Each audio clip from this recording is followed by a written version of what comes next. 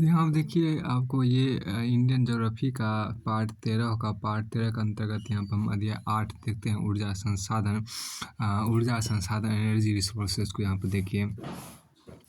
तो ऊर्जा संसाधन को देखिए 2 भागों में बांटा गया। पहला भाग आपको है परंपरागत, दूसरा भाग है गैर परंपरागत। गैर परंपरागत को ही बोलते हैं नए और नवीकरणीय बोलते हैं। तो परंपरागत के अंतर्गत देखिए परंपरागत को कई भागों में बांटा है, जिसमें परंपरागत के अंतर्गत कोयला होता है और पेट्रोलियम होता है। देखिए यहाँ पर जो आपको कोयला, पेट्रोलियम और प्राकृतिक गैस, कोयला, पेट्रोलियम, प्राकृतिक गैस अभी आपको फिर उसके बाद आपके यहाँ पर तो यहाँ पर आप ये देख सकते हैं कोयला, पेट्रोलियम, प्राकृतिक गैस हो गया। परंपरागत के अंतर्गत कोयला, पेट्रोलियम और प्राकृतिक गैस हो गया। तो आप ये देख सकते हैं कि पेट्रोलियम में ही आपको क्या सौर ऊर्जा या समुद्री जीव है। अभी देखिए आपको कोयला के अंतर्गत में कोयला में आपको क्या गोंडवाना है। कोयला में देखिए गोंडवाना है। फिर आपको गोंडवाना के अंतर्गत आपको देखिए पीट लिग्नाइट बिटुमिनस एंथ्रासाइट आता है। तो गोंडवाना में ही आपको क्या आता है, पीट लिग्नाइट बिटुमिनस एंथ्रासाइट आता है। और टर्सरी युग में क्या तलचर श्रृंखला आता है, दामदा श्रृंखला आता है और पंचेट श्रृंखला आता है। पेट्रोलियम में ही क्या, पेट्रोलियम में आपको सौर ऊर्जा, समुद्री जीव आते हैं। फिर आपको आगे यहाँ पर कहा गया देखिए इसमें आपको क्या पेट्रोलियम के अंतर्गत आपको सौर ऊर्जा, समुद्री जीव हुआ। तो उसके बाद आपको आगे यहाँ पर देखिए क्या गैर परंपरागत, नए और नवीकरणीय। गैर परंपरागत ऊर्जा स्रोत, नए और नवीकरणीय में अंतर्गत देखिए तापीय विद्युत आते हैं, सौर ऊर्जा आते हैं, वायु आते हैं, भूतापीय आते हैं, सागरीय ऊर्जा आते हैं, जैव ऊर्जा आते हैं और जल विद्युत आते हैं। तो आप ये देखिए टर्सरी युग के अंतर्गत इसमें कोयला में परंपरागत के कोयला के अंतर्गत जो टर्सरी युग, इसमें देखिए टर्सरी युग में आपको तलचर श्रृंखला आते हैं, दामदा श्रृंखला आते हैं और पंचेट श्रृंखला आते हैं टर्सरी युग के अंतर्गत। देखिए ऊर्जा आर्थिक विकास का एक आवश्यक निवेश, ऊर्जा आर्थिक विकास का एक आवश्यक निवेश है जो जीवन स्तर में सुधार लाता है। और ऊर्जा को 2 वर्गों में विभाजित किया जा सकता है। परंपरागत ऊर्जा जिसको पहले बोलते हैं कन्वेंशनल एनर्जी, कन्वेंशनल एनर्जी को हम बोलते हैं पेट्रोलियम, कोयला, कन्वेंशनल एनर्जी कोयला, पेट्रोलियम, प्राकृतिक गैस तथा विद्युत। दूसरा आपको गैर परंपरागत ऊर्जा नॉन कन्वेंशनल एनर्जी सौर, पवन, ज्वारीय, भूताप तथा बायोगैस ऊर्जा। ऊर्जा को देखिए यहाँ पर क्या ऊर्जा को गैर वाणिज्यिक ऊर्जा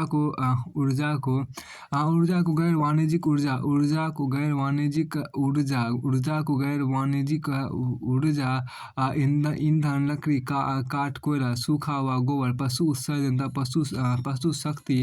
पशु शक्ति। वाणिज्यिक ऊर्जा कोयला, खनिज तेल, प्राकृतिक गैस, जल विद्युत, नाभिकीय ऊर्जा, पवन ऊर्जा, सौर ऊर्जा में भी वर्गीकृत किया जाता है। देखिए वाणिज्यिक ऊर्जा देश के आर्थिक विकास में वाणिज्यिक ऊर्जा देश के आर्थिक विकास में महत्वपूर्ण भूमिका निभाती है।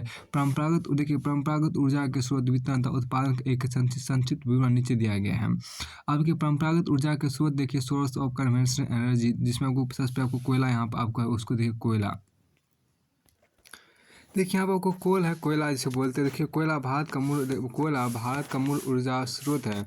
कोयला भारत का मूल ऊर्जा स्रोत तथा इसका देश के सकल वाणिज्यिक ऊर्जा आवश्यकता की पूर्ति में 70% हिस्सा है। भारत का अनुमानित सकल कोयला भंडार अभी लगभग 302 बिलियन टन है। भारत में 2014 में कोयले का कुल उत्पादन 630 मीट्रिक टन था। कोयले के मुख्य भंडार झारखंड, ओडिशा, छत्तीसगढ़, पश्चिम बंगाल, मध्य प्रदेश, तेलंगाना, महाराष्ट्र में है। आज के कोयला, यहाँ देखिए क्या कि कोयला भारत का मुख्य ऊर्जा स्रोत है। कोयला भारत का मुख्य ऊर्जा स्रोत है। यह कुल वाणिज्यिक ऊर्जा के 67% की आपूर्ति करता है। यह जीवाश्म ईंधन जिसे काला सोना के नाम से जाना जाता है। कोयला का अनुमानित मांग आपको 908.40 मिलियन टन है, जबकि वास्तविक आपूर्ति आपको 121.26 मिलियन टन है।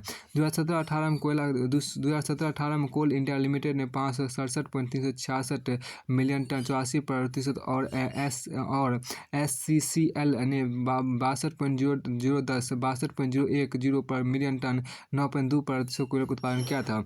ओडिशा ने आपको देखिए यहाँ पर ओडिशा ने 143.328 मिलियन टन 21.2% उत्पादन के साथ सबसे ज़्यादा कोयले का उत्पादन किया। इसके बाद Chhattisgarh 142.546 million tonne 12.1%, Jharkhand 123.296%, 123.296 million tonne मतलब 18.3%, और मध्य प्रदेश 112.127 मिलियन टन 16.6% का स्थान है। 2017-18 में यदि डाटा 2017-18 में तमिलनाडु 23.569 मिलियन टन 51% लिग्नाइट के उत्पादन के साथ सबसे बड़ा उत्पादन राज्य था। इसके बाद गुजरात 13.392 मिलियन टन 29%, और राजस्थान 9.294 मिलियन टन 20.1% स्थान है। अभी यहाँ देखिए वर्गीकरण की बात आपको की गई है। वर्गीकरण या क्लासिफिकेशन जिसको भारत में पाए जाने वाले कोयले को दो वर्गों में बांटा जा सकता है। पहला देखिए गोंडवाना कोयला, दूसरा है तृतीयक युग का कोयला टर्सरी कोल। देखिए गोंडवाना कोयला कार्बोनिफेरस काल 570 मिलियन से 300 मिलियन वर्ष पूर्व का कोयला है। यह दामोदर महानदी, गोदावरी तथा नर्मदा घाटियों में पाया जाता है। गोंडवाना शेल समूह के मुख्य गोंडवाना सेल समूह के मुख्य कोयले की खान है। गोंडवाना सेल समूह के कुछ मुख्य कोयले की खान है रानीगंज, झरिया, बोकारो, रामगढ़, गिरिडीह, चंद्रपुर, कर्णपुर, तत्तापानी, तलचर, हिमगिरी, कोरबा, पेंच घाटी, सरगुजा, कामपेटी, वर्धा घाटी, श्रृंगरेनी आंध्र प्रदेश तथा सिंगरौली, झिनगुरडा कोयले के खान मध्य प्रदेश में गोंडवाना काल के कोयले की सबसे मोटी परत 132 मीटर पाई गई है। इसके बाद बोकारो के करगारी परत का स्थान है, जिसकी मोटाई लगभग 37 मीटर। भारत में कोयले के भंडार का 98% गोंडवाना काल का कोयला है। गोंडवाना कोयला मुख्यतः बिटुमिनस तथा एंथ्रेसाइट प्रकार का होता है, जिनमें कार्बन की मात्रा 60 से 90% के बीच होती है। बिटुमिनस कोयले को लोहे एवं इस्पात उद्योग में इस्तेमाल करने से पहले कोक में परिवर्तित किया जाता है। बिटुमिनस इसलिए सर्वोत्तम कोयला माना जाता है। तृतीयक के टर्सरी कोयला देखें, अब यह कोयला तृतीयक युग के अधुनातन ओलिगोस्टीन युग के सेलों में पाया जाता है। यह कोयला 15 से 60 मिलियन वर्ष पुराना है। इस कोयले को भूरा कोयला, ब्राउन कोल भी कहा जाता है। यह कोयला देखिए यहाँ पर यह कोयला भारत के कुल कोयला उत्पादन का मान 2%। यह एक निम्न कोटि का कोयला है, जिसमें कार्बन की मात्रा गुजरात राजस्थान में 30% से लेकर असम 50% तक है। देखिए लिग्नाइट कोयला अरुणाचल प्रदेश, असम, गुजरात के कच्छ, केरल, जम्मू कश्मीर, नागालैंड, तमिलनाडु, उत्तर प्रदेश तथा पश्चिम बंगाल, दार्जिलिंग जिला में पाया जाता है। देश में लिग्नाइट का सबसे बड़ा भंडार तमिलनाडु में नेवेली में है। कोयला के विभिन्न प्रकार था उनकी विशेषता निम्नलिखित है। पहला देखो पीट जिसको बोलते हैं, इस कोयले में नमी की मात्रा अधिक होती है, इसमें धुआं अधिक उठता है, इसमें कार्बन की मात्रा 40% से भी कम होती है तथा इसलिए यह सबसे निचले एवं निम्न कोटि का कोयला माना जाता है। यह कोयले के निर्माण के पहले चरण को निरूपित करता है। लिग्नाइट देखिए, लिग्नाइट या ब्राउन कोल देखिए, लिग्नाइट पीट से उत्तम किस्म का कोयला है। बढ़ते दाब तथा गर्मी का समय के साथ साथ पीट लिग्नाइट कोयले में परिवर्तित होता है। लिग्नाइट कोयले में परिवर्तित होता है। लिग्नाइट में 40 से 60% कार्बन की मात्रा होती है। यह मुख्यतः नेवेली, तमिलनाडु, पालना, राजस्थान, लखीमपुर, असम, जयंतिया पहाड़ी, मेघालय, नागालैंड, केरल, जम्मू एवं कश्मीर, उत्तर प्रदेश, केंद्र शासित प्रदेश पुडुचेरी में पाया जाता है। भारत में लिग्नाइट के कुल भंडार के 36,009 मिलियन टन होने का अनुमान है, जिसमें से 4,150 मिलियन टन नेवेली क्षेत्र में है। इसके अन्य भंडार असम, मेघालय, राजस्थान, गुजरात, केरल तथा जम्मू कश्मीर में है। बिटुमिनस देखिए, यहाँ पर बिटुमिनस कोयला जमीन में अधिक गहराई पर पाया जाता है, जिसके कारण इसकी नमी समाप्त हो जाती है। यह संघन ठोस काले रंग का होता है। मूल वनस्पति जिससे यह कोयला निर्मित होता है के अंश इसमें देखे जा सकते हैं। इस कोयले में देखिए, यहाँ पे इस कोयले में कार्बन की मात्रा 60 से 80% के बीच होती है। यह वाणिज्यिक इस्तेमाल के सबसे प्रसिद्ध कोयला है। इस कोयले का नाम बिटुमिन तरह के नाम पर रखा गया, जिसे इस कोयले को गर्म करने प्राप्त किया जाता है। बिटुमिनस कोयले का उपयोग कोकिंग कोल, गैस को तब वाप्स कोयला, स्टीम कोल बनाने किया जाता है। कोकिंग कोल कोयले को बगैर ऑक्सीजन गर्म करके प्राप्त किया जाता है, जिसके कारण वाष्पशील गैस जिसका आपको वाष्पशील गैस से जल जाती है, तो इसका उपयोग मुख्यतः लौह एवं इस्पात उद्योग में किया जाता है। अधिकतर बिटुमिनस कोयला झारखंड, ओडिशा, छत्तीसगढ़, पश्चिम बंगाल तथा मध्य प्रदेश में पाया जाता है। यहाँ पर मैप है इंडिया कोलफील्ड का आपको है।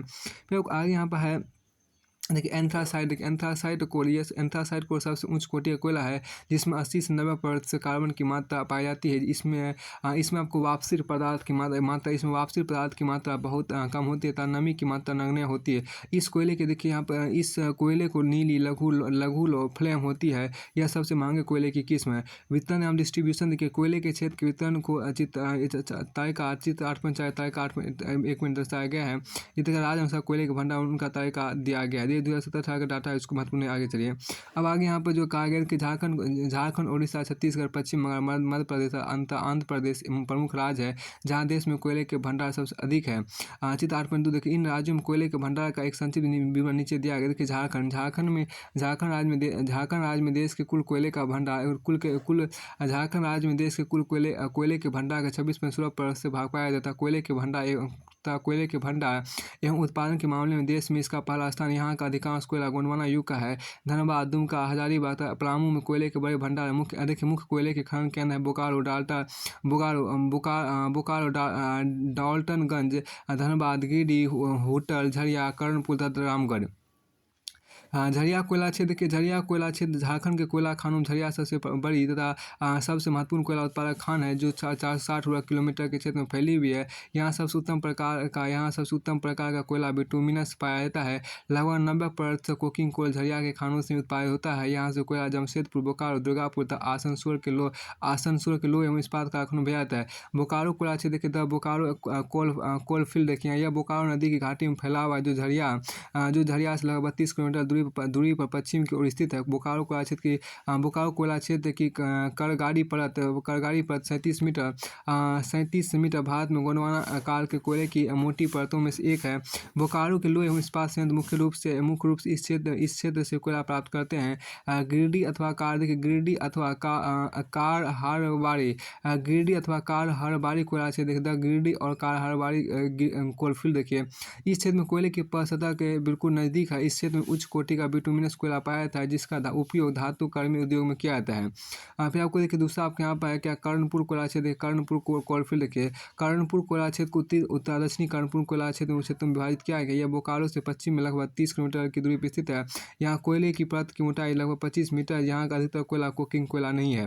फिर देखिए रामगढ़ कोयला क्षेत्र देखिए रामगढ़ कोलफील्ड यह कोयला क्षेत्र लगभग 100 वर्ग किलोमीटर के क्षेत्र में फैला हुआ था तथा बोकारो कोयला क्षेत्र से लगभग 9 किलोमीटर की दूरी पर पश्चिम की ओर स्थित है। इस क्षेत्र का कोयला निम्न दर्जे का है, जिसमें राख की मात्रा अधिक होती है, लगभग 30%। इसमें कार्बन की मात्रा 35% होती है।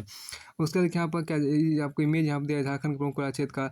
आपको हुंटर कोयला क्षेत्र देखिए द हुंटर कोलफील्ड देखिए 250 वर्ग किलोमीटर में फैला हुआ यह हुंटर कोयला क्षेत्र पलामू जिले में है। यहाँ कोयले की परत पतली है तथा निम्न किस्म का कोयला है, जिसमें 50% कार्बन, 30% वाष्पशील पदार्थ 20% राख मौजूद होते हैं।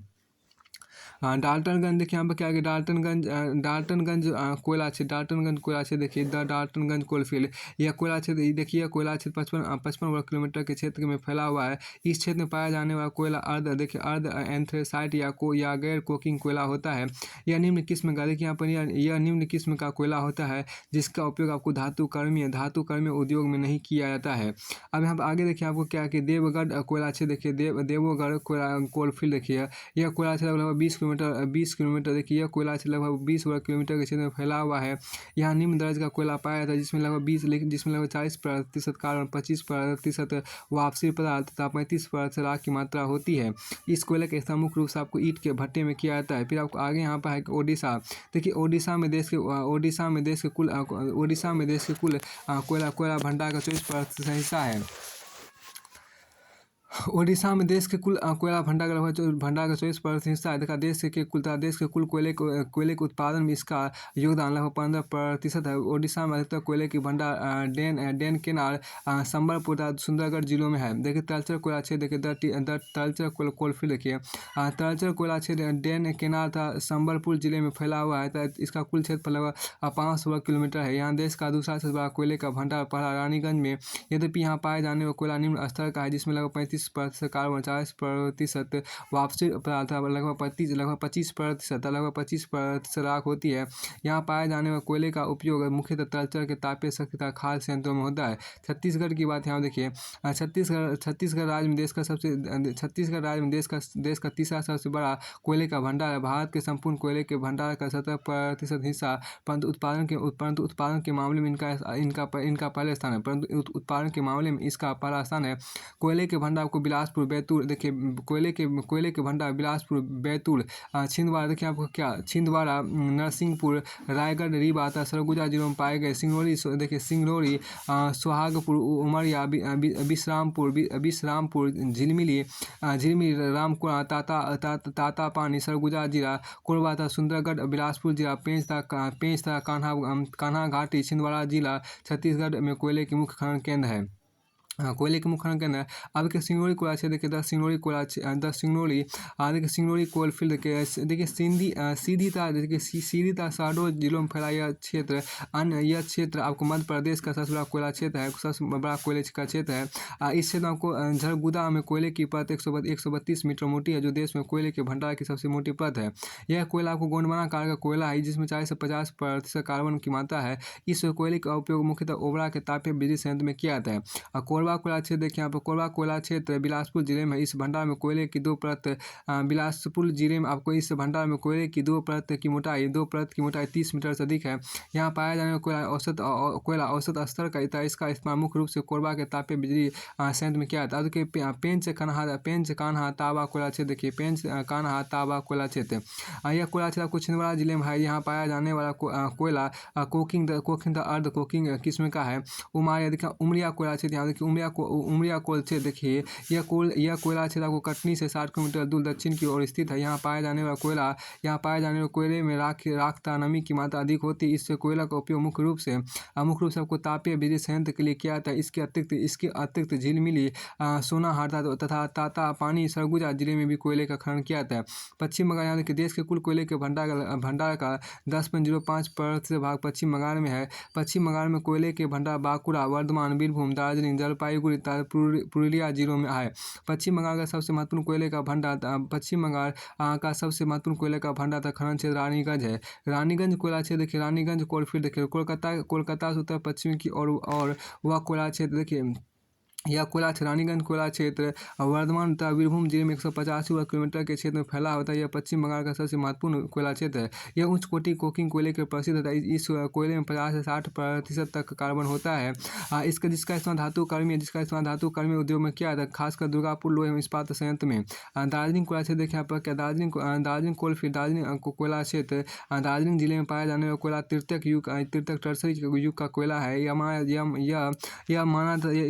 माना तथा महानदी घाटी में अनावृत रूप में मौजूद है। यह कोयला चूरे के रूप में मौजूद है। इस कोयले में कोकिंग की विशेषता देखी गई है। हम देखिए मध्य प्रदेश, देश के यहाँ पर जो कि मध्य प्रदेश देश के कुल कोयला भंडार का 8.78% भाग मध्य प्रदेश पाया जाता है। मध्य प्रदेश में कोयले के भंडार सिंगरौली, मुहपानी, सतपुरा, सुहागपुर और पेंच कान्हा में आपको है। देखिए आंध्र प्रदेश यहाँ पर आपको है। आंध्र प्रदेश का लगभग 0.501% कोयले का भंडार आंध्र प्रदेश में। यहाँ मुख्य कोयले के भंडार गोदावरी घाटी में है। आदिलाबाद, खम्मम, नेल्लोर तथा वारंगल कोयले के उत्पादन के लिए प्रसिद्ध है। कोयले का उपयोग कोटागुंडम, नेल्लोर, रामागुंडम, एरा, जादा तथा हुसैन सागर तापीय विद्युत संयंत्रों में तथा रामागुंडम के खाद्य संयंत्र में भी किया जाता है।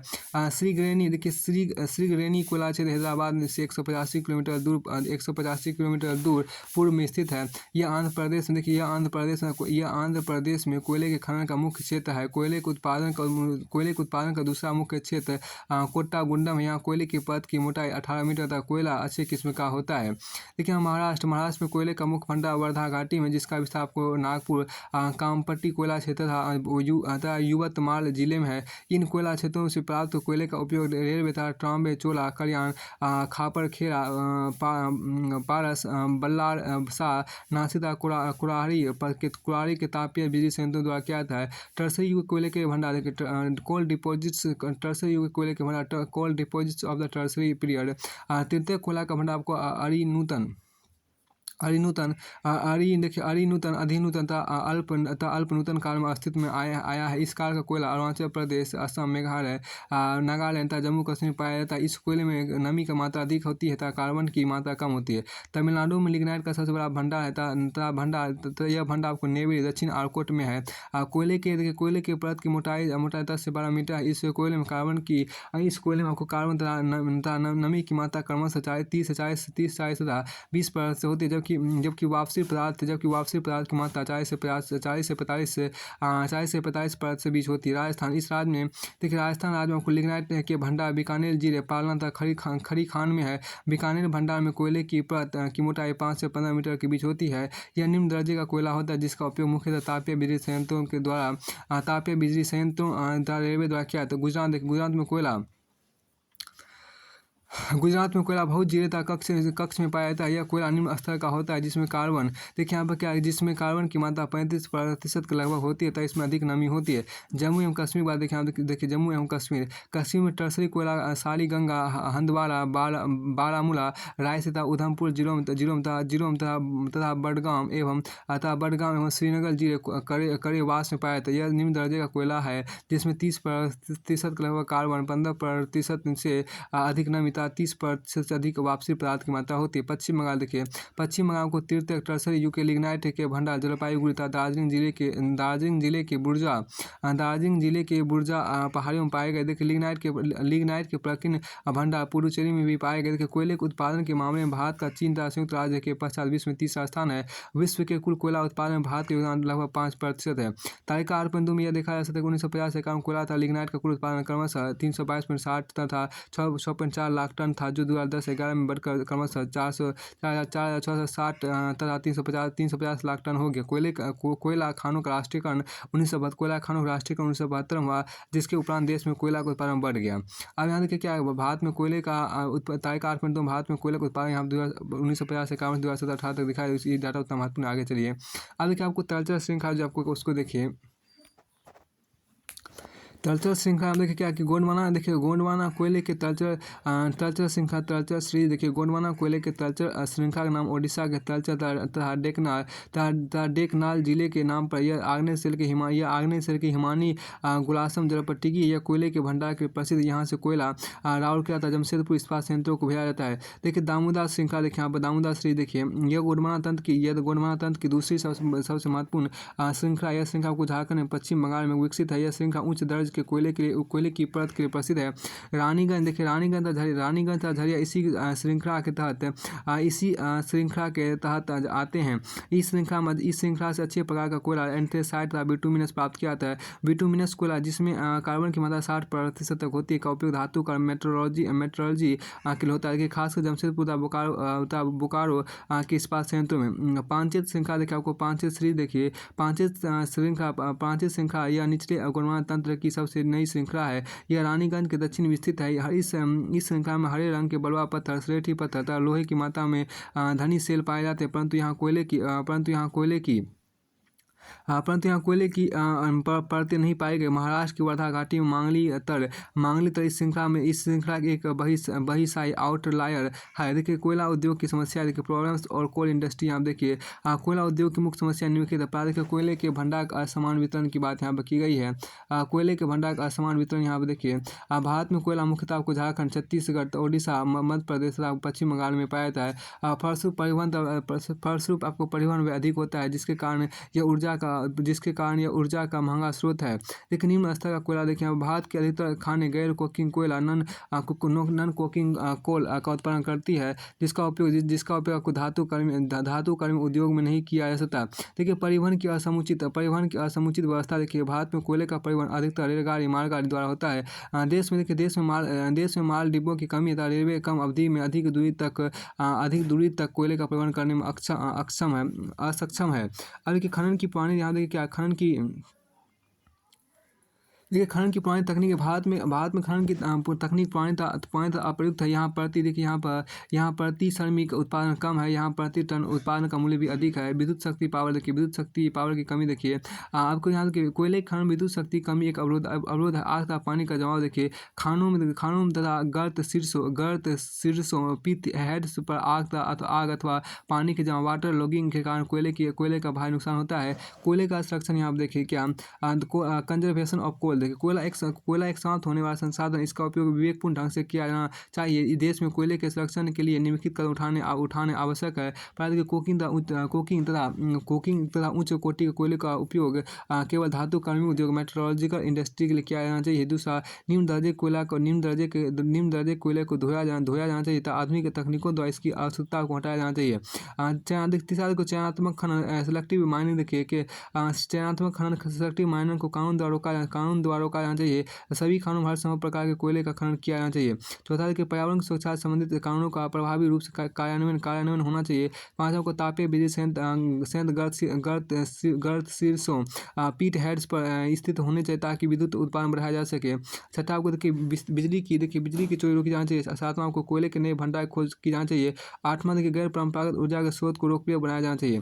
अब देखिए सरकारी पॉलिसी को गवर्नमेंट इनिशिएटिव बोलते हैं, उसमें देखिए क्या गवर्नमेंट इनिशिएटिव देखिए बिजली कोयला नई और नवीकरणीय ऊर्जा और खान मंत्रालय ने उज्ज्वल भारत को सफल बनाने के लिए 24 घंटे 7 दिन किफ़ायती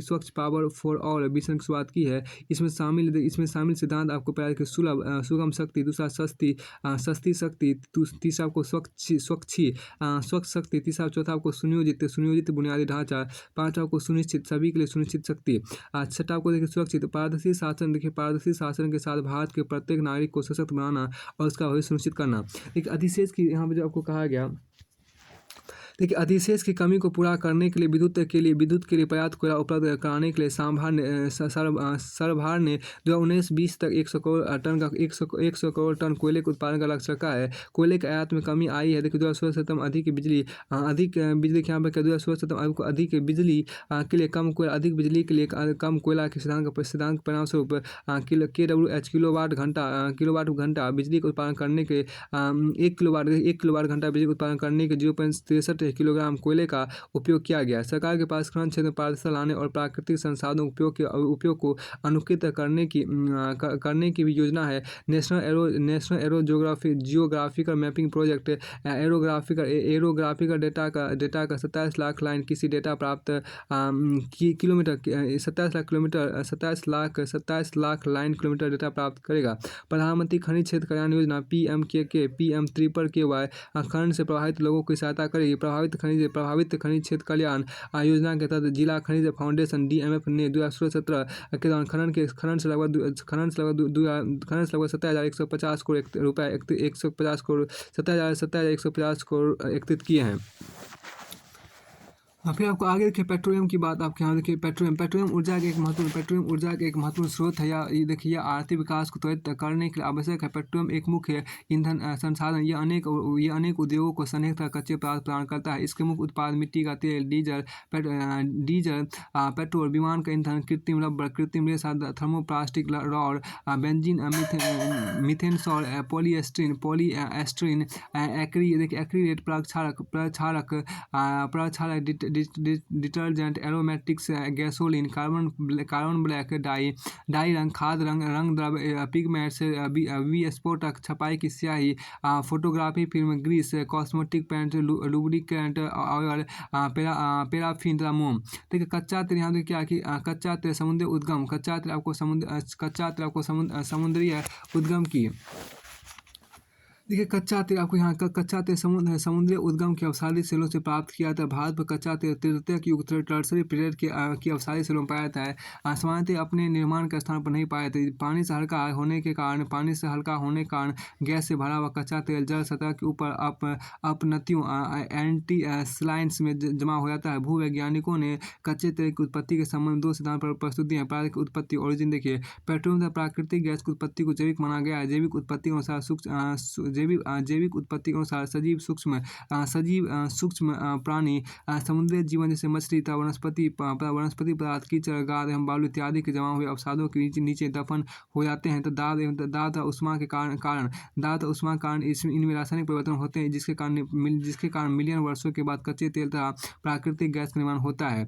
भारत में तेल की खोज पहली बार 1860 में असम रेलवे तथा व्यापार कंपनी द्वारा मार्गेरिटा ऊपरी असम में की गई। बाद में तेल की खोज डिगबोई में 1889 में हुई। 20वीं सदी के प्रारंभ में 1917 में तेल की खोज आपको बदरपुर असम में हुई। 1954 में तेल का उत्पादन आपको नाहर कटिया क्षेत्र में हुआ। तेल तथा प्राकृतिक गैस आयोग oil and natural gas commission ONGC की स्थापना 1956 में हुई। तेल तथा प्राकृतिक गैस आयोग की मदद से तेल की खोज खंभात की खाड़ी में 1961 में तथा बॉम्बे हाई में 1976 में की गई। बाद में पेट्रोलियम तथा प्राकृतिक गैस की खोज निम्नलिखित बेसिन में आपको पता देखिए को ऊपरी असम बेसिन 60,000 वर्ग किलोमीटर। देखिए भारत में पेट्रोलियम तथा प्राकृतिक गैस की खोज निम्नलिखित बेसिन में आपको ऊपरी असम बेसिन 60,000 वर्ग किलोमीटर में, पश्चिम बंगाल बेसिन 60,000 वर्ग किलोमीटर में, पश्चिमी हिमालय के बेसिन 1,00,000 वर्ग किलोमीटर में, राजस्थान सौराष्ट्र कक्ष बेसिन 95,000 वर्ग किलोमीटर, उत्तरी गुजरात बेसिन 140,000 वर्ग किलोमीटर, गंगा घाटी बेसिन 385,000 वर्ग किलोमीटर, तटीय तमिलनाडु आंध्र प्रदेश तथा केरल बेसिन 75,000 वर्ग किलोमीटर, अंडमान एवं निकोबार तटीय बेसिन 2,000 वर्ग किलोमीटर, खंभात बॉम्बे हैदराबाद बेसिन का अपतट 2,000 वर्ग किलोमीटर हो गया। अब के भारत के कच्चे देखिए भारत कच्चे तेल के उत्पादन 1951 2018 के यहाँ पर डाटा आपको दिया गया है। इसमें आपको देखिए वो डाटा उतना महत्वपूर्ण नहीं है। फिर आपको आगे यहाँ पे आपको data India oil and natural gas pipeline के यहाँ पर आपको इमेज है। फिर आपको आगे यहाँ देखिए 2019 में भारत का तेल उत्पादन 4.5% घट कर 4.5%। 2019 में भारत का तेल उत्पादन 4.5% घट कर 34.2 मिलियन टन रह गया। 2017-18 में यह 35.68 मिलियन टन था। प्राकृतिक गैस के उत्पादन में मामूली वृद्धि देखी गई। गिरावट का कारण गंधार क्षेत्र में GS4 गैस कैप जलाशय दबाव या क्षमता में गिरावट और रिलायंस इंडस्ट्रीज हार्डी1 देखिए यहाँ पर D3 क्षेत्रों में 2 कुओं को बंद करना है।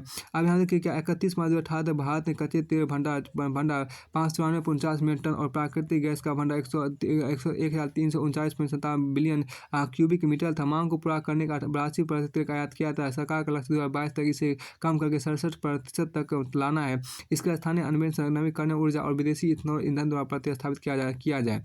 अब के भारत में कच्चे तेल के उत्पादन को चित्र 8.5 में दर्शाया गया। चित्र 8.5 में यह देखा जा सकता है कच्चे तेल का उत्पादन वर्ष 1980-81 में 11 बिलियन टन था, जो 2008-9 में बढ़कर 34 मिलियन टन हो गया। 34 मिलियन टन से ज़्यादा हो गया, जबकि 2014-15 में कच्चे तेल का उत्पादन आपको 38.76 मिलियन मीट्रिक टन हो गया। तालिका 8.5 में देखा जा सकता है भारत के कुल तेल उत्पादन का लगभग 65% भाग बॉम्बे हाई से आता है, जो गुजरात लगभग 18%, असम 15%, दूसरे स्थान पर, तीसरे स्थान पर आपको है। तो आपको गुजरात दूसरे स्थान पर, आपको असम तीसरे स्थान पर तेल उत्पादन में है। यानी कि राज्यवार कच्चे तेल उत्पादन आपको 1000 मीट्रिक टन में आपको दिया गया। ये डाटा उतना महत्वपूर्ण है, 2017-18 का आपको डाटा है।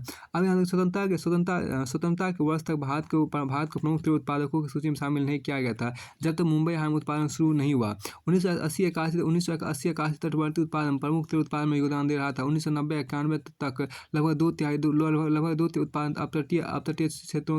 अपतटीय स्रोतों से हुआ। देखिए अपतटीय कच्चे तेल का उत्पादन प्रमुख योगदान देता है। अपतटीय क्षेत्र राजस्थान का बाड़मेर क्षेत्र, पश्चिम भारत के गुजरात तट और तमिलनाडु कावेरी तटीय बेसिन, आंध्र प्रदेश में दोनों प्रकार के भंडार है। असम भारत का सबसे पुराना तेल उत्पाद राज्य है। और ऊपरी असम एक संस्थर है जिसमें तेल है 320 किलोमीटर लंबाई में फैला हुआ है। अब अनुमानित कच्चे तेल और प्राकृतिक गैस 2017 में यहाँ पर उम्मीद दिया गया है। तो इमेज नहीं आपको इसका डाटा दिया गया है, इतना इंपॉर्टेंट आगे हम देखिए। इसमें आपको देखिए भारत में कच्चे तेल उत्पादन भारत में कच्चे तेल उत्पादन चित्र 8.5 दिखाया गया है। इसमें दिखाया जा सकता है कि 2008-9 में कच्चे तेल का उत्पादन आपको 34 मिलियन टन था, जबकि 2017-18 में कच्चे तेल का उत्पादन आपको 35.69 था, मतलब मिलियन आपको MS था। अब कच्चे तेल का कच्चे तेल का उत्पादन करने वाले क्षेत्र देखिए आप क्रूड ऑयल प्रोड्यूसिंग रीजन से, देखिए क्रूड ऑयल प्रोड्यूसिंग रीजन से। इसमें आपको देखिए भारत का मुख्य तेल क्षेत्र आपको निम्नलिखित है, जिसमें आपको पहला आपको देखिए पश्चिमी अप तट तेल क्षेत्र देखिए western coast offshore oil field देखिए।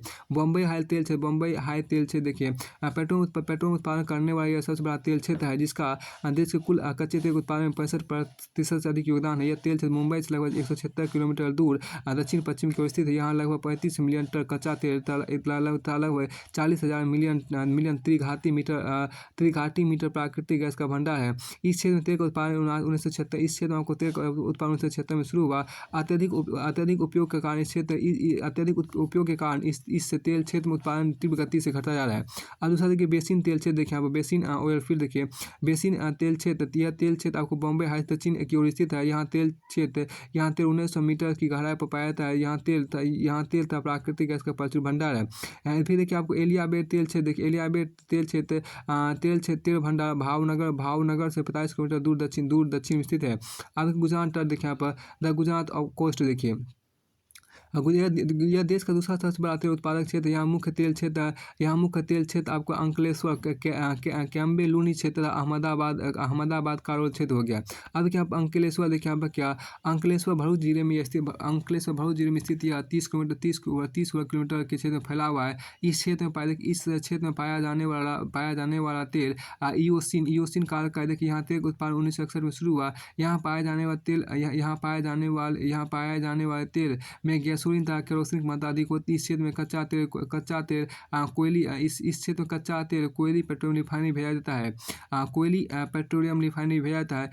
कैम्बे लूनी से देखिए, कैम्बे लूनी रीजन देखिए। यह तेल क्षेत्र बड़ौदा से लगभग 60 किलोमीटर दूर पश्चिम की ओर स्थित है। यहाँ तेल उत्पादन 1958 में शुरू हुआ था। यहाँ कच्चे तेल का भंडार 30 मिलियन टन से अधिक है। इस क्षेत्र में पाया जाने वाला तेल अत्यंत हल्का होता है, जिसमें सल्फर की मात्रा 0.1% से कम होती है। अहमदाबाद कारोल क्षेत्र देखिए, देखिए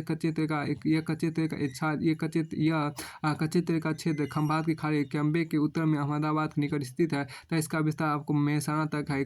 कारोल देखिए, कारोल अहमदाबाद से लगभग 25 किलोमीटर की दूरी पर उत्तर में स्थित है। इस क्षेत्र से कच्चा तेल मुख्यतः कोयली प्रसंस्करण रिफाइनरी को उपलब्ध कराया जाता है। अब ब्रह्मपुत्र घाटी देखिए, जैसा ऊपर आपको वर्णन किया है, जैसे भारत में कच्चे तेल की खोज सबसे पहले ब्रह्मपुत्र घाटी में आपको हुई थी। तेल का उत्पादन करने वाले सेल आपको दिहांग बेसिन से लेकर सुरमा घाटी तक फैले हुए मुख्य तेल उत्पादन करने वाले कुएं ऊपरी असम, अपर असम के डिब्रूगढ़ तथा शिवसागर जिलों में है। यहाँ कुछ मुख्य तेल उत्पादक क्षेत्र निम्नलिखित है, जिसमें पर आपको देखिए यहाँ पर क्या कि डिगबोई तेल क्षेत्र देखिए। यहाँ पर डिगबोई ऑयल फील्ड देखिए। 15 वर्ग किलोमीटर के क्षेत्र में फैला हुआ है। यह देश का एक पुराना तेल क्षेत्र है। यहाँ पाया जाने वाला तेल आपको ईओसिन तथा मायोसिन काल का यह क्षेत्र देखिए। इस क्षेत्र में आपको 85 तेल के कुएं हैं। यहाँ से अधिकतर तेल डिगबोई रिफाइनरी भेजा जाता है। 1959 से डिगबोई तेल क्षेत्र ऑयल इंडिया लिमिटेड OIL के अधीन है। देखिए नाहर कटिया तेल क्षेत्र देखिए, नाहर कटिया ऑयल फील्ड देखिए। लेकिन नाहरकटिया तेल क्षेत्र आपको डिगबोई से 35 किलोमीटर दूर दक्षिण पश्चिम में स्थित है। नाहरकटिया तेल क्षेत्र में तेल उत्पादन 1954 में शुरू हुआ। इस क्षेत्र से कच्चा तेल आपको नुनमती तथा बोंगाई गाँव असम तथा बरौनी बिहार के तेल शोध कारखानों रिफाइनरीज को भेजा जाता है। देखिए पूर्वी तट के तेल क्षेत्र देखिए।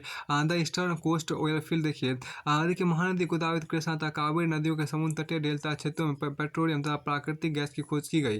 गोदावरी कृष्णा नदियों के अपतट में रावा RAW रावा क्षेत्र की क्षमता प्रति वर्ष 3 मिलियन टन कच्चा तेल उत्पादन करने की है। फिर देखिए कावेरी डेल्टा में पेट्रोलियम की खोज की गई है। इसके अतिरिक्त कच्चे तेल की खोज उत्तर प्रदेश के रामपुर जिले के बिलासपुर तहसील में, पंजाब के ज्वालामुखी क्षेत्र में तथा राजस्थान के बारमेर जिले में भी की गई। अंडमान तथा निकोबार के अपतट में मन्ना की खाड़ी, बालेश्वर तट, पंजाब, हरियाणा तथा उत्तर प्रदेश में पेट्रोलियम प्राकृतिक गैस पाए जाने की संभावना है।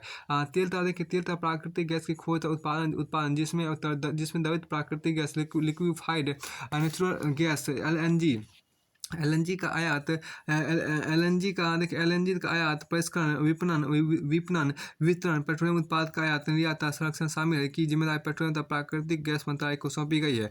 अब यहाँ पर क्या है कि तेल तथा प्राकृतिक gas corporation limited ONGC oil India limited OIL दो राष्ट्रीय तेल कंपनियां तथा निजी एवं संयुक्त कंपनियां देश में तेल तथा प्राकृतिक गैस की खोज एवं उत्पादन में जुटी हुई है। वर्ष 2005-06 में ओएनजीसी ओआईएल तथा निजी संयुक्त कंपनियों द्वारा कच्चे तेल का उत्पादन 32,190 MMT था। वर्ष 2005-06 में इन कंपनियों द्वारा प्राकृतिक गैस का उत्पादन 32.20 billion cubic metre 32.20 billion cubic metre BCM था। अब के आयात या इंपोर्ट की बात करते हैं, देखिए संयुक्त राज्य अमेरिका और चीन के बाद ईरान से कच्चे तेल का आयात करने वाला तीसरा सबसे बड़ा देश भारत है। 2015-16 में भारत ने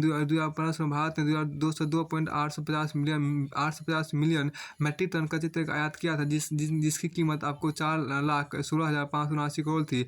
भारत ने देखिए भारत ने आपको 2016-17 में 2016-17 को रुपये 4.7 लाख करोड़ रुपए कीमत के 213.93 मिलियन टन कच्चे तेल का आयात किया था। 2017-18 के आंकड़ों से पता चलता है कि भारत ने रुपये 5.65 लाख करोड़ के 219.15 मिलियन टन कच्चे तेल का आयात किया। देखिए यहाँ पर फिर यहाँ देखिए भारत अपनी मांग की आपूर्ति के 80% से आयात कर दी है। सब स्रोत जो आपको oil ministry petroleum analysis cell में आपको है। 2016-17 में सार्वजनिक क्षेत्र परिष्करण सारों द्वारा कच्चा तेल आपका अनुबंध अवधि तथा मूल्य आधार terms contract and soil basis पर खरीदा गया है। वह देखिए वे देश जहां से अनुबंध अवधि के आधार पर तेल खरीदा गया है सऊदी अरब कुवैत संयुक्त राज्य अमीरात ईरान ओमान सूडान इत्यादि। अब की पाइपलाइन की बात यहाँ पर की गई है। देखिए पाइपलाइन तेल के कुएं से कच्चा तेल तथा तेल शोध कारखानों से उत्पादों को बाजार तक पहुंचाने के सामान्य परिवहन को पाइपलाइनों द्वारा किया जाता है। ये तेल तथा पेट्रोलियम का पाइपलाइन द्वारा परिवहन सस्ता प्रभावित और सुरक्षित माना जाता है। इन लाभों को ध्यान रखते हुए भारत में पाइपलाइनों एक जाल नेटवर्क विकसित किया गया है। भारत के कुछ प्रमुख पाइपलाइन निम्नलिखित है। उत्तर पूर्वी भारत की पाइपलाइन है। अब उत्तर पूर्वी भारत की pipeline of north east India देखिए यहाँ पर नुनमती से सिलीगुड़ी पाइपलाइन, जिसके द्वारा पेट्रोलियम उत्पाद नुनामती से सिलीगुड़ी भेजा जाता है। देखिए फिर देखिए लखवा रुद्र सागर बरौनी पाइपलाइन, जिसे 1968 में पूरा किया गया। यह पाइपलाइन कच्चा तेल लखवा तथा रुद्र सागर में बरौनी तेल रिफाइनरी बिहार तक पहुँचाती है। अब तीसरा देखिए बरौनी हल्दिया पाइपलाइन, यह पाइपलाइन 1966 में स्थापित की गई, जिसके द्वारा परिष्कृत पेट्रोलियम उत्पाद हल्दिया बंदरगाह भेजा जाता था। वहाँ से आयातित कच्चा तेल बरौनी रिफाइनरी लाया जाता था। और फिर चौथा आपको देखिए बरौनी कानपुर पाइपलाइन, इस पाइपलाइन की शुरुआत 1966 में हुई, जिसके द्वारा परिष्कृत पेट्रोलियम उत्पाद कानपुर शहर भेजा जाता है। और पांचवा आपको देखिए नुनामती बोंगाई गाँव पाइपलाइन, इस पाइपलाइन का निर्माण बोंगागोई पेट्रोलियम रासायनिक कॉम्प्लेक्स को कच्चा तेल भेजने के लिए किया गया। और छठा आपको देखिए हल्दिया मोरीग्राम राजबंद पाइपलाइन, इस पाइपलाइन को लगाने का 1998 में पूरा किया गया। अब के पश्चिमी भारत की पाइपलाइन देखिए पाइपलाइन ऑफ वेस्टर्न इंडिया, तो बॉम्बे हाई देखिए मुंबई अंकलेश्वर कोयली पाइपलाइन, यह पाइपलाइन बॉम्बे हाई तथा गुजरात के तेल क्षेत्रों गुजरात के कोयली रिफाइनरी परिष्करण सारा में से जोड़ती है। मुंबई नगर देखिए 210 किलोमीटर लंबी पाइपलाइन दोहरी पाइपलाइन द्वारा बम्बई हाई से जुड़ा हुआ है, जिसके द्वारा आपको कच्चा तेल तथा प्राकृतिक गैस भेजी जाती है। अंकलेश्वर कोयली पाइपलाइन लगाने का काम 1965 में पूरा कर लिया गया था, जिसके द्वारा आपको कच्चा तेल कोयली रिफाइनरी को भेजा जाता है। आपके सलाया देखिए यहाँ पर क्या सलाया कोयली मथुरा पाइपलाइन देखिए सलाया कोयली मथुरा पाइपलाइन, इस पाइपलाइन की लंबाई 1075 किलोमीटर से है। यह पाइपलाइन सलाया कच्छ खाड़ी से लेकर कोयली तथा मथुरा विराम ग्राम होकर तक है, जिसके द्वारा मथुरा रिफाइनरी को कच्चा तेल भेजा जाता है। इसका विस्तार मथुरा से पानीपत हरियाणा तथा जालंधर पंजाब के तेल शोधन सारों तक कर दिया गया। यह एक अपतटीय टर्मिनल है। इस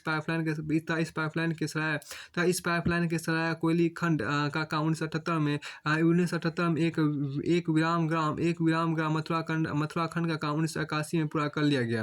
देखिए मथुरा दिल्ली अम्बाला जालंधर पाइपलाइन, देखिए मथुरा दिल्ली अम्बाला जालंधर पाइपलाइन देखिए 513 किलोमीटर लंबी इस पाइपलाइन का निर्माण मथुरा से परिष्कृत उत्तर पश्चिमी भारत के मुख्य नगरों में भेजने का किया गया। गुजरात की पाइपलाइन ऑफ गुजरात, गुजरात में अनेक कम की दूरी की पाइपलाइन है जिसका उपयोग रिफाइनरी को कच्चा तेल तथा प्राकृतिक गैस पहुंचाने किया जाता है। कालोर साबरमती कच्चे तेल की pipeline, Nawagam Kalol Koyali pipeline, Cambay Dhuvaran gas pipeline, Ankleshwar Uttarayan gas pipeline, Ankleshwar Baroda gas pipeline तथा कोयली अहमदाबाद परिष्कृत उत्पाद पाइपलाइन इनमें शामिल है। मुंबई की पाइपलाइनें देखिए हम देखिए पेट्रोलियम उत्पाद के वितरण के मुंबई से पाइपलाइनें पुणे तक तथा मांड तक बिछाई गई है। ये देखिए हल्दिया कोलकाता पाइपलाइन हम देखिए इस पाइपलाइन द्वारा हल्दिया से उत्पाद को कोलकाता तथा उसके निकटवर्ती शहरी स्थानों को भेजा जाता है। अब क्या देखिए हाजिरा बीजापुर जगदीशपुर HBJ की गैस पाइपलाइन देखिए यहाँ पर इस पाइपलाइन की लंबाई 1750 किलोमीटर है तथा यह भारत की सबसे लंबी पाइपलाइन यह 75 किलोमीटर में बड़ी नदियों यह 75 छोटी एवं बड़ी नदियों तथा 29 रेलवे क्रॉसिंगों को पार करती है। 29 रेलवे क्रॉसिंगों को पार करती है पाइपलाइन। देखिए यह pipeline gas authority of India, यह पाइपलाइन आपको गैस अथॉरिटी ऑफ इंडिया द्वारा लगाई गई है। यह पाइपलाइन को कावास गुजरात, अंटा राजस्थान, बीजापुर मध्य प्रदेश, जगदीशपुर उत्तर प्रदेश और औरैया उत्तर प्रदेश को जोड़ती है। यह बीजापुर सवाई माधोपुर, जगदीशपुर, शाहजहाँपुर, अवीरा तथा आंवला तथा बबलाना के खाद्य संयंत्र को गैस प्रदान करती है। इनमें से प्रत्येक खाद्य संयंत्र की क्षमता लगभग 1400 टन अमोनिया प्रतिदिन उत्पादन करने की है। इन 1400 टन अमोनिया प्रतिदिन उत्पादन करने की है। फिर आपको आगे यहाँ पर देखिए क्या कि कांडला, देखिए आपको खांडला भटिंडा पाइपलाइन देखिए, यह पाइपलाइन आपको आयात किए गए कच्चे तेल को खांडला बंदरगाह से भटिंडा रिफाइनरी तक पहुँचाती है। आपके भारत के तेल शोध कारखाने देखिए ऑयल रिफाइनरीज ऑफ इंडिया, देखिए यहाँ पर ऑयल रिफाइनरी कच्चे तेल को साफ करने की फैक्ट्री है। देखिए कच्चे तेल अशुद्धियों को हटाकर पेट्रोलियम, डीजल, केरोसिन, बिटुमिन तथा विमान ईंधन प्राप्त किया था। भारत के राष्ट्रीय GDP में पेट्रोलियम उद्योग का योगदान 15% है। 2010 से भारत के मुख्य रिफाइनरी उनके चालू किए जाने तथा उत्पादन क्षमता नीचे दिए गए हैं। यहाँ पे आपको मैप आपको दिया गया, इसमें मैप आपको इसमें उतना इम्पोर्टेंट है। अब भारत में उनकी उत्पादन क्षमता आपको दिया गया, उसकी महत्वपूर्ण। आगे चलिए यहाँ इसमें आपको कहा गया आगे कि आपको यहाँ पर आपको देखिए क्या है कि 1900 देखिए यहाँ पर क्या 1901 में कच्चे तेल की कुल परिष्करण क्षमता 2 लाख प्रति टन थी। 2005-6 में देखिए 2 लाख टन प्रति वर्ष, जो 2005-6 में 900 लाख टन प्रति वर्ष हो अधिक हो गए। डिगबोई तथा जामनगर को छोड़कर सभी रिफाइनरी सार्वजनिक क्षेत्र या संयुक्त उपक्रम के तहत आती है। भारत देखिए यहाँ पर क्या भारत के सार्वजनिक क्षेत्र की 3 कंपनियाँ Indian oil corporation IOC, Hindustan petroleum corporation limited HPCL और हिंदुस्तान पेट्रोलियम कॉर्पोरेशन HPCL और भारत पेट्रोलियम BPCL का उद्देश्य 2020 तक 3 लाख करोड़ की लागत से विश्व की सबसे बड़ी ग्रीनफील्ड रिफाइनरी विकसित करना है। जो देखिए इसको पश्चिमी तट पर स्थापित करने की योजना। भारत विश्व का चौथा सबसे बड़ा तेल शोधन कारखाना, भारत विश्व का चौथा सबसे बड़ा तेल शोधन क्षमता वाला देश है। अब प्राकृतिक गैस यहाँ पर देखिए प्राकृतिक गैस की खोज तेल तथा प्राकृतिक गैस आयोग द्वारा की जा रही है। एक अनुमान के अनुसार भारत में कुल प्राकृतिक गैस भंडार लगभग 450 मिलियन क्यूबिक मीटर है, जो 2015 में प्राकृतिक गैस उत्पादन 36.62 मिलियन टन मीटर था। बल्कि इस भंडार के लगभग 75% भागों को बॉम्बे है बेसिन तेल क्षेत्रों में है, 12% गुजरात में, 7% आंध्र प्रदेश में, 6% असम में।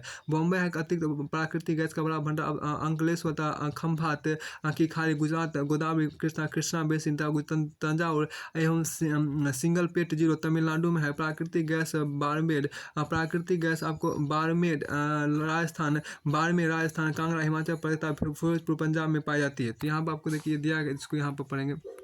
चलिए पेज नंबर 312 आपको अगले वीडियो में देखेंगे।